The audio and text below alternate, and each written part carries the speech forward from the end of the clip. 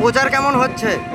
প্রচার দেখতে পাচ্ছেন, আপনাদের মিডিয়াতে দেখতে পাচ্ছেন যে বাতানুর অঞ্চলে, আরামবাগ বিধানসভার অন্তর্গত বাতানুর অঞ্চলে মানুষের কি লেভেলে সারা উদ্দীপনা।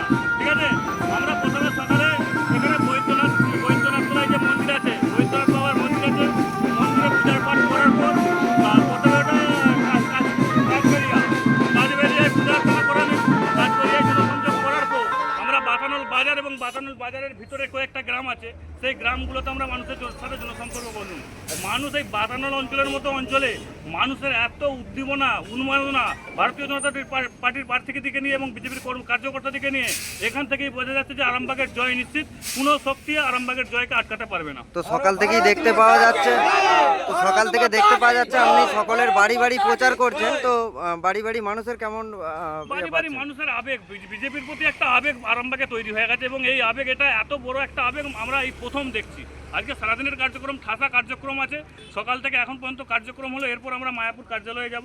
মায়াপুর কার্যালয়ে ওখানে আমাদের কিছু বিশিষ্ট ব্যক্তি আছে, দুজন ডাক্তারবাবু এবং একজন উকিল আছে, উকিলবাবু আছেন, তাদের সঙ্গে আমরা সৌজন্য সাক্ষাৎ করব।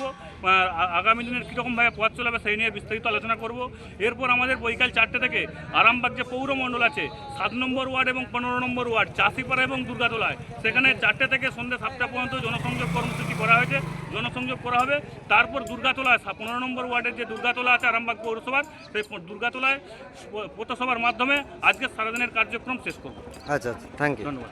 জ্যোতিষ জগতে অদ্বিতীয় ডক্টর অঞ্জন শাস্ত্রী, আপনার উজ্জ্বল ভবিষ্যতের একমাত্র দিশারি। Call for booking 7477886099 or log in www.anjanshastri.com। Download করুন আমাদের exclusive mobile app Astro Anjan.